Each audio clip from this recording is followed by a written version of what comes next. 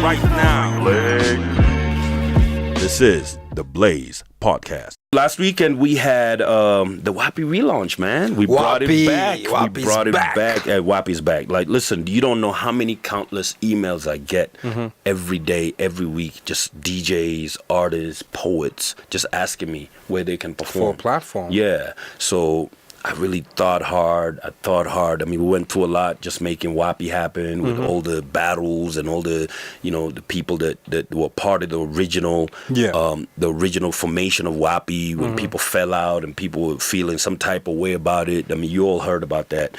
But for me, what Wapi represented was... I didn't hear about this. Oh, man, listen, when we launched Wapi at the beginning, man, dude, all types of people coming out about who stole what, who came up with it. I was like, how is this all relevant to what we're trying to do?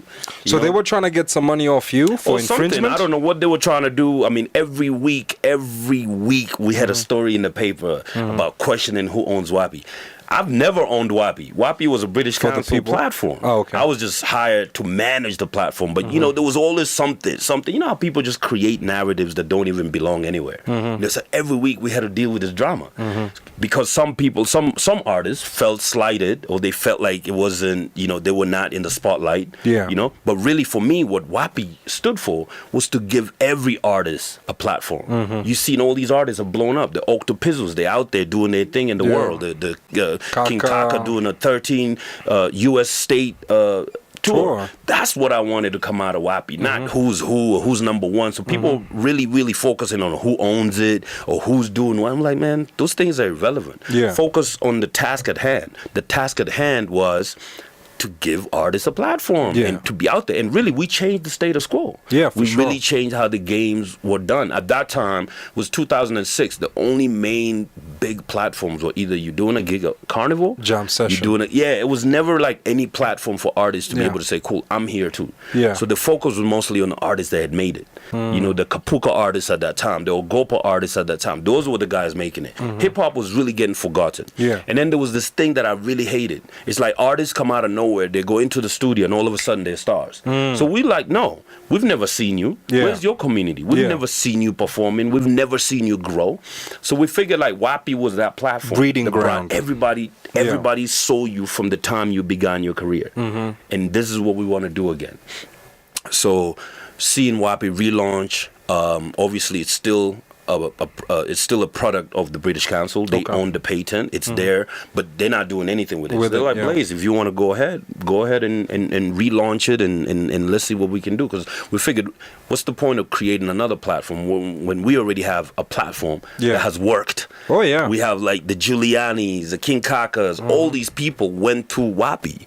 So Wapi already has shown that it can be done. If we're creating millionaires and we're creating all these artists that are successful in there, why not do it again? Because at the moment, where can you go in Nairobi to see artists that are performing from their prime? In the purest form. You know what I mean? And people don't understand. People like M.I., Ice Prince, all those people were in Wapi, Nigeria. And we went across the continent. We went to Ghana, went to Tanzania, we went as far as Cuba. Wapi was in Cuba, And even when we stopped doing it here, it continued. So I'm just happy that we can bring it back. I'm happy for you, bro. Artists out there, you have a platform, Wapi, WAPI. Follow us on Instagram, WAPI Live. That's our Instagram. Wapi Kenya on Facebook, Wapi Kenya on Twitter. Keep plugging in. Let's make this art bigger. Let's keep finding new talent and churning it out and making it, bigger than it's supposed to be. Our main thing is artist development. So if you can help me with that, man, you're welcome.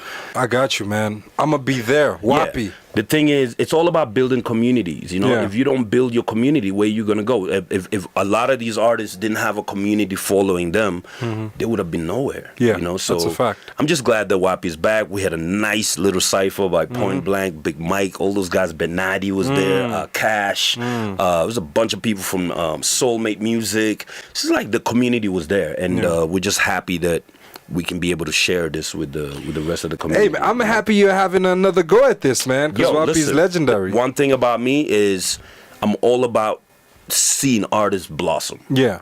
And the more they blossom, the more we blossom. Yeah, when that's a fact. somebody carries the torch out there for the country or for Africa, it's fulfilling. We blossom, you know? Yeah. So we will continue doing Wapi and continue churning out. I like it. New talent. I like so that's it a what lot. happened at Wapi. Great launch. It happened. Tony Blackman graced us, you know. So we're forming a partnership between Wapi and Tony Blackman's movement. Rhyme Like a Girl? Rhyme Like a Girl. So she's going to be doing all the workshops with girls. We're going to be continuing with the other stuff and just reestablishing relationships and other things that are happening. I love it. Yeah. I love it. So big up to everybody that came. Yeah. For supporting us and just, you know, believing in the spirit. Something else happened.